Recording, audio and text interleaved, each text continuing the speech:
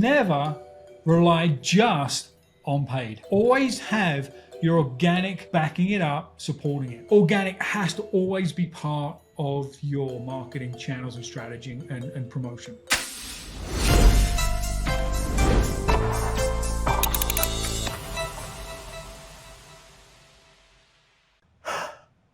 Paid traffic and organic traffic, and oh my gosh, I don't know about you, but I'm constantly bombarded by ads telling me which one I need for my business. Heck, I even get spam emails telling me I need this one, or I see you doing this one, but you really should be doing mine instead. And I work in this field and I know the answers. So I can't imagine what it's like if you're not a marketing expert and you're sitting here saying, okay, how do I, and there's so much data, so much information, and you're probably freaking out. Well, guess what? We heard your freak out. We heard the cry. And Dean and I are here once again as growth engineers to give you some true principles and understanding behind paid and organic marketing. Dean, buddy. Hey man, good to see you again. This is a big topic, right? We all deal with it. If you're in marketing, you deal with it every day. So this is a big one. And this is not just such a big one. I'm actually going to do two things. I'm going to wear a different hat. I'm going to switch hats, okay? And so I'm going to, right now, I am wearing my organic marketing hat, okay? I love it. When we talk about paid, I'll put on the paid marketing hat. How about that? That's awesome. I love it. So let's get into this, though. Let's get into this because I know you and I see this world very similarly. And so before we get into having too much fun, let's kind of frame for everyone. Number one, what is paid marketing? What's organic marketing, if anyone has any questions? Yeah. The simplest terms, paid marketing tends to be where you're paying to get your message directly in front of someone in your target audience, right? So that could be an ad or a sponsored post on social media. It could be a Google AdWords campaign. That's generally what paid is about, right? You're paying dollars to get clicks, to get people to see your ad, your sponsored post, your content. That's paid. And what happens with paid is when you stop paying, people stop seeing your stuff. Right. Goes away. Organic is almost everything else. All the content you put out, the social media posts, email blasts, your website and SEO, and all the things that you do to put your content out into the world with the hope that your target audience will see it and react. And of course that, while it costs money to do that, there's no ongoing fee, if you will, other than the production and posting of content. You're in charge of that flow. So that's fundamentally the two different things we get, paid versus organic. Okay, so then it would sound like if organic, I mean, I got to pay for it up front to get it produced, but once I put it up, I don't have to continue paying for it. Whereas paid, I pay today, but once I stop, it goes away. So it sounds like organic's better than paid. Can we just say that and close the episode? We could. We wouldn't be correct, but we could say that, right? Yeah, and that's the rub, right? That's the whole point of the episode today, is to get our audience to understand not just the sort of textbook definition of the difference, but the strategy behind. Yeah. Should you use one? Should you use both? How do they work together to really grow this consistent flow of high quality leads? Because that's what we want out of market, right? Yes. Yeah. Now, I'm very fond of saying, I want to hear how you feel about this. I'm very fond of saying that if you have a lot of time, so you're starting your business and you have a lot of time, relatively, and a little bit of money to spend on your marketing, then you should start with organic. Versus if you have money and you have less time, in other words, you got to bring something to market quickly, you got to, quote unquote, make sales happen quickly, Right. We have a whole episode on that, y'all. We do. But if you're in that type of mode where you're trying to generate leads or make sales, whatever it is, quickly, then go with paid first. How do you resonate with that statement? I think in principle, it makes 100% sense, and I'm totally in alignment. I would say though, never's a big statement, right? But never rely just on paid. Always have your organic backing it up, supporting it. And there's a few reasons for that. The first is you could have your Facebook ads account shut down. What? That happens? Meta doesn't like you anymore for no reason. That happens? People have... Yeah, we've seen it, right? We've seen it. It's the old adage of building your business on rented land, right? You don't own that space, you don't own that platform. You're at the mercy of those people. Or Google decides that their AdWords, the whole AdWords sort of infrastructure is going to change like it did a few years ago, and your stuff doesn't work anymore, and you've got nothing else there. So organic has to always be part of your marketing channels and strategy and promotion. But you can balance more towards the paid if you've got the time and less money. The other thing is, let's talk about this, Atiba, the type of leads that you generate. Yes, let's go there. So if you want buyer-ready leads, meaning they're already further into the buyer's journey, they already kind of know, like, and trust you, and they're just kind of scoping you out to make a decision, the odds that, assuming you're selling something of higher value, higher ticket, B2B, let's say, not a commodity, a one-call close kind of product. You're not on Amazon, right? Assuming you're at the higher tier of revenue, the odds of somebody clicking on your Facebook ad, your Instagram reel to get to a landing page, and then saying, "Let me give you $30,000," probably pretty low. Probably. Unless you've got this big brand your big brand, right? Exactly. The big brand was probably built through organic. Yeah. But anyway, so if your goal is to produce high quality buyer ready leads, then you have to have a mix of channels. You have to be able to nurture, you have to do all those things. But if you just want to if you're doing list building activities, building your email list so you can market them with, organic content, then go spend money on ads and drive a whole bunch of people to that landing page so they download your thing, watch the video, give you their email address, and then you can nurture them over time. So what your goal and outcome is will also impact the channels and types of marketing that you do. You just said something that made me remember a subtopic in all of this that honestly is the topic in all of this. That's the bedrock on which, whether it's paid or organic, really run over. If you want to call them rivers, if you will. I don't know. The analogy is kind of weird, but whatever. I'm with you. The concept of rented traffic versus owned traffic, right?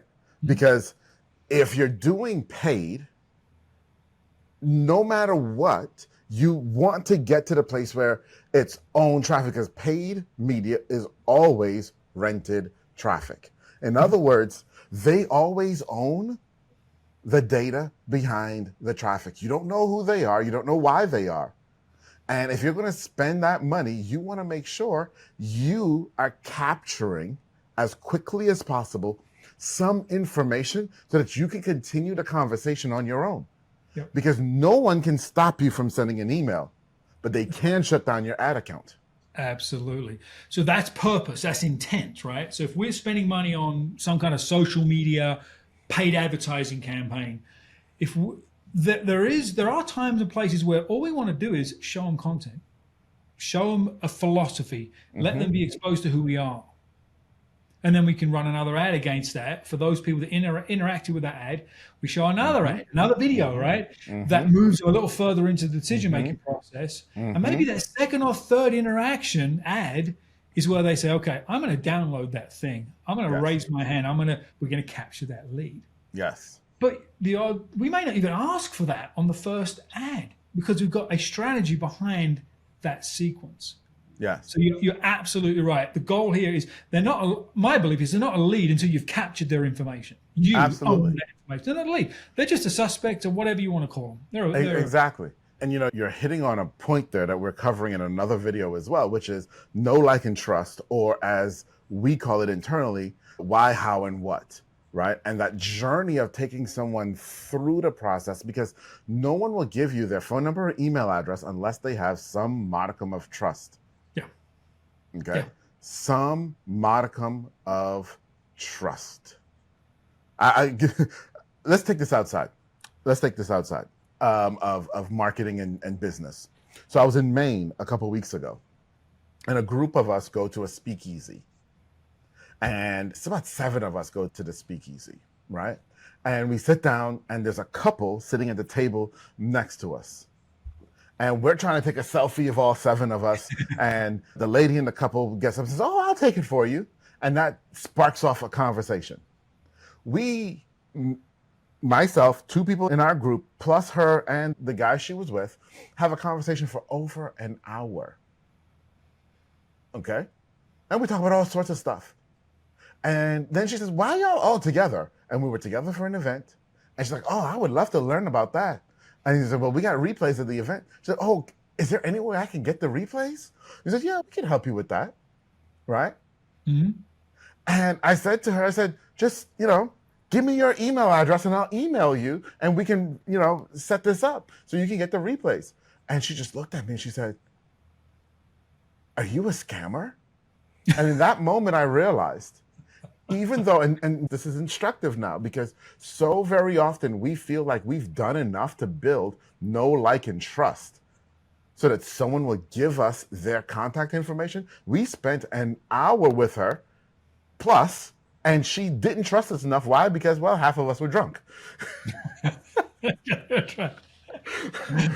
Okay. And so understanding that, and that's what Dean was saying just now about, sometimes you're showing an ad, right? And this works in organic content too, right? Mm-hmm. You're something, there's one piece of content that leads to another piece of content that leads to another piece of content that asks them for their information, because you're building that know, like, and trust. You're building that relationship with them that they know they can trust you.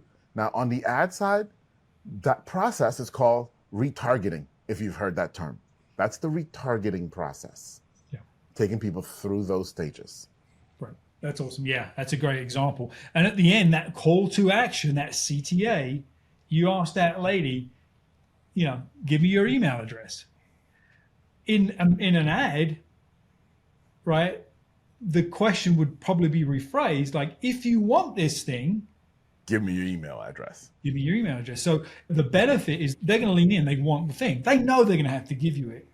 But if it's like give me your email, and then we'll flip the messaging around, let them know what they're going to get of value first. So in the restaurant, maybe if you would have said, "Would you like us to, add you to the list so you can get all this content?"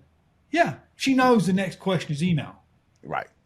So nuances, language, but what it does, it gets me thinking about another topic that probably sits across all of this, which is messaging, positioning, and offer. Right? You could run organic, you could run paid, you do all this stuff, and you're not getting results. You need to understand the strategy of asking why. Yes.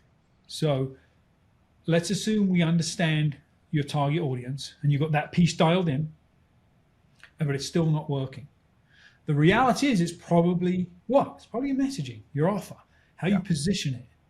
And I've heard a lot of marketing gurus say, never pay for ads until you figured out your organic traffic first, right? Figure out your messaging, get people to inbound and all this stuff with organic, and then pay for ads. What's your thought on that, Atiba? Do you agree with that? I'm not sure. I have some opinions, but I want to hear yours. So it depends, right? And it goes back to where I started. If you've got time, then yes, right? I had a client, they were selling a product against a potential government shutdown. And, it was like, hey, the government, they were starting to shut down states where they could sell it. And they're like, hey, we may have 3 more months where we can sell this product. They don't have time to wait for organic to work. They got to go. We got to go run ads and see if the messaging works. Okay. And if it doesn't, change it fast. Change it really, really fast. Right. Yeah. But if you're in a different market where you know you have more time and you're working things out, then yes, take your time. Use the organic. Right. Now, the challenge, though, with using organic is this. It can be extremely deceptive, because I had another client where we did start with the organic, and in the first month or so, 83 people went to his website total. And because nobody in that 83 people did the thing he wanted, he said, it doesn't work. And it's like, the sample size is not big enough. And that is the downside of organic at times, is that you may make hasty decisions because of impatience when your sample data size is not big enough to actually tell you what's going on. So before we go on, let me explain that a little bit more and land that plane, okay? So we knew there was a landing page and there were actions that we anticipated the user to do. On this page, we wanted them to book an appointment. Okay. Now we knew we had a video, we had a sales letter, we had objection handling. We knew we had all of this stuff.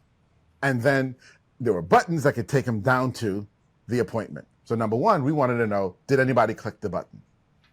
Number two, we wanted to know who watched the video, who read the sales letter, who made it, who scrolled all the way down. Out of 87 people, we realized only 2 people took enough actions for us to consider they might have been someone who was really interested. So now we're going to make data decisions on 2 people. Not enough. And that's why with organic, patience is necessary. It is. It is. Yeah. Yeah. Something you said at the beginning that was really important. I want to make sure our listeners understand. Your paid example, your client selling into states that are shutting down, you said they can change their messaging, or they would need to change their messaging really, really fast. That's a huge benefit to paid. The day you start running those ads is the day you start getting feedback. Yes. 24, 48, you're going to start getting feedback immediately.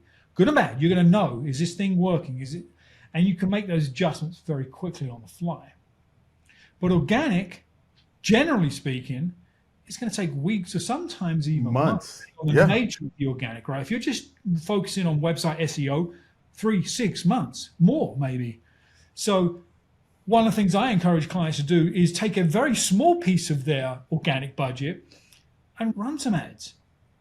Run a few low-cost ads on a social media platform that you know you've already got some engagement, you've already got some audience there, and test it. I mean, for a few $100s, you can get some quick feedback that you wouldn't get as quickly with organic. So I think there's this relationship that you can have with both that support each other. Absolutely. So let's talk about that, though. Let's dive into that for just a moment, because there's also this thing of cold versus warm traffic. So if we were going to go that route of saying, hey, you know, I've got more time, I don't have as much money, I'm going to do organic, but yes, Dean, I hear you, let me put a little bit into paid. Do you target cold traffic or warmer traffic? I think it just depends on what you're trying to do. If you're trying to validate messaging, then you're probably going to end up targeting colder traffic, and you're going to have a broader sampling size, right? But if you're trying to get to warmer traffic, and warmer traffic just really means people that are closer to being ready to buy, right? Really? And so that's what we want. We want as warmer traffic as we can get. But sometimes we hit it day one, right? We got the right messaging, the right audience, the right channel, and you generate warm traffic. Typically, there's an evolution from colder to warmer as you evaluate your messaging and so on. So I think you target as warm as you can, because the warmer they are, it's validating your messaging, if that makes sense. So if we just sort of chunk leads into 3 different sources, big buckets of sources, right? One would be outbound marketing. We're doing outbound stuff, cold outreach. That's typically going to produce the coldest lead, right? We've just got them to maybe leaning just a little bit. The next would be inbound traffic, right? We've put content out there, maybe we've run some ads, whatever it is, and they've come to us. They're going to be warmer traffic. Yeah. The ultimate is obviously like a referral, a connection, something like that, a past customer coming back, and obviously they're going to be closest to buying. So, consider that as well with your channel, what channels you're at and your expectations as well. I think that some business owners have an unrealistic expectation of what their ad spend will get them. That's very true. Right. They expect the floodgates to open and hundreds of people to come to the website and tens of people to buy it. That's very rarely the case. I'll give you an example. And it's also very rarely the case at the very beginning too. At the very beginning, yeah, absolutely. So I have a client that's been doing a lot of SEO and PPC for a long time around a niche software product, very focused target audience. And so we spent a lot of time creating a white paper that was an industry knowledge piece, if you will. And of course, it sort of pre-sold the concept of the software that supported the problem in the industry. Mm-hmm. And we drove a boatload of traffic to that landing page and a boatload of downloads. And so the business owners were like, sweet, this is exactly what we needed. So the instant gratification was there. But what happened long term was when we tracked those leads, very few converted. Converted from, I want the white paper, to I want to have a sales type conversation, a demo, whatever it may be. They didn't even get into the mid funnel. And so success may be an artificial indication of what you really want, because we don't really care about white paper downloads. We care about making revenue, right? So again, you got to always be measuring the whole life cycle of a lead.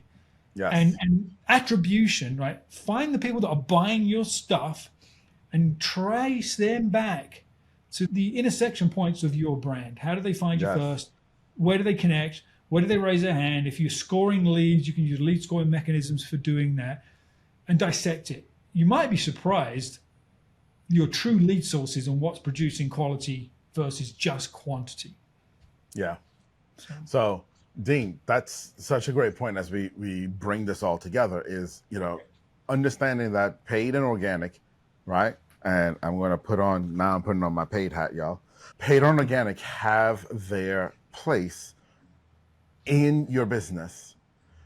There is no one size fits all per industry, per business. It just doesn't exist. But you have to understand that the key is you're trying to drive quality leads and figuring out that balance that gets you to those quality leads, not quantity. It's great. Oh, I've got a list of 50,000 people who've never purchased anything. Like, that means nothing.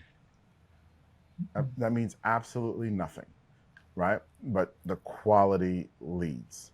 That's what you want to look at when you're trying to evaluate paid versus organic and which way you go and what the percentages are and how you lay it all out. And listen, you got to hire a professional. You've never done this before. You've got to hire a professional to help you and to help you understand the entire landscape and put together a plan, a comprehensive plan.